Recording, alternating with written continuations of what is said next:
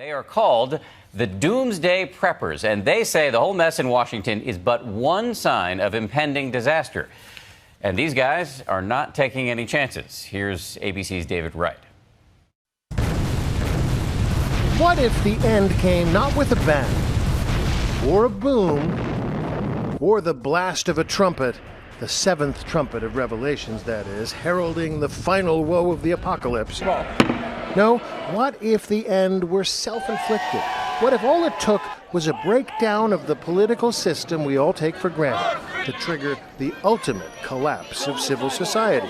A collapse significant enough to cause a run on the banks and the gas pumps and the grocery store shelves. That's a doomsday scenario. And that's the lens through which Doomsday Preppers view what's been going on in Washington this week.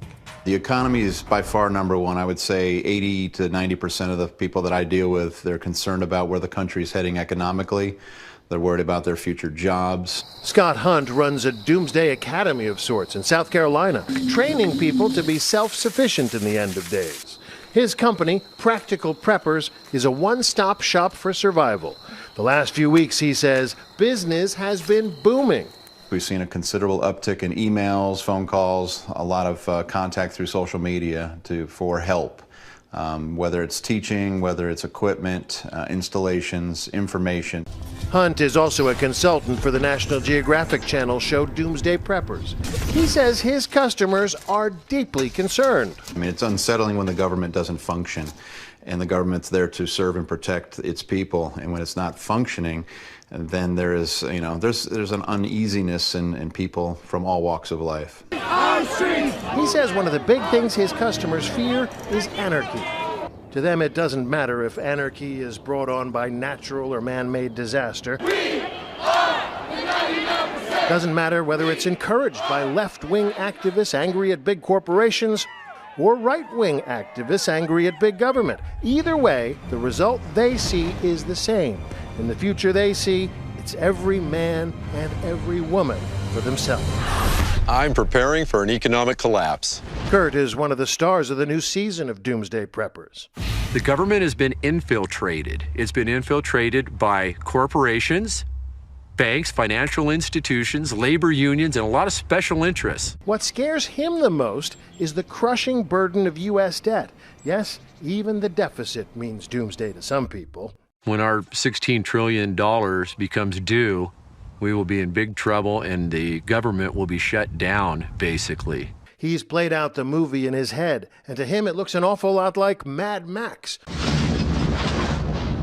or The Road, post-apocalyptic.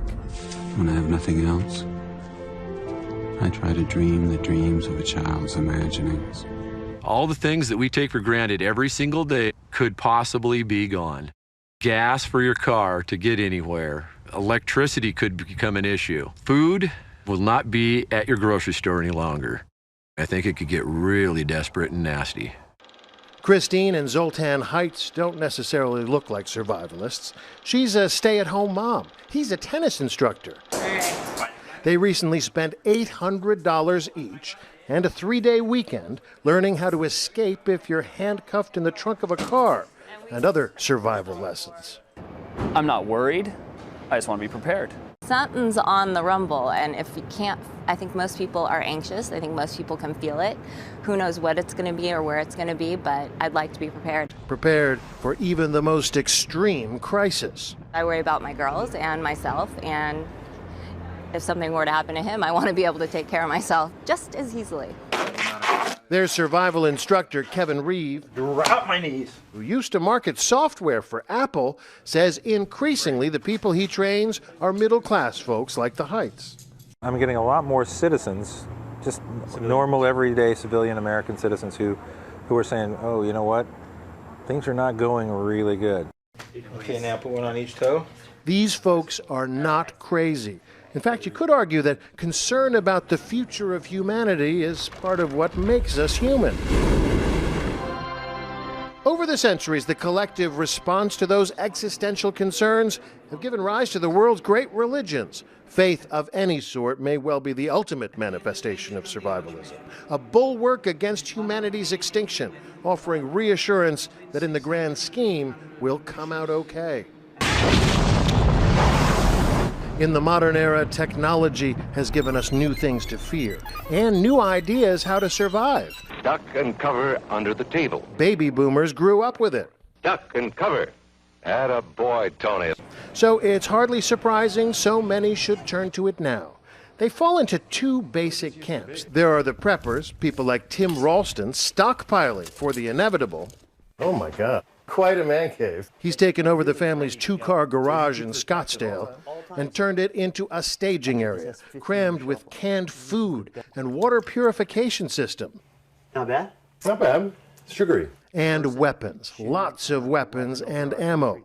He's planning to bury his cache in a container deep in the desert, and he's training his sons to defend it. At the other extreme, there are folks who take a less aggressive approach. Not the preppers, but the wilderness survivalists. People like Tom Brown, who runs a school where he trains people to live off the land. They see the preppers as potential victims of their own preparation. Looking at that approach to survival, you are in prison.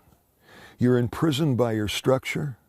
You're imprisoned by your supplies, your ammunition, your guns, everything involved. In fact, there's maps that you can get off the internet that tell you where these bunkers are. I don't want to be in one of those bunkers because it's called a supermarket.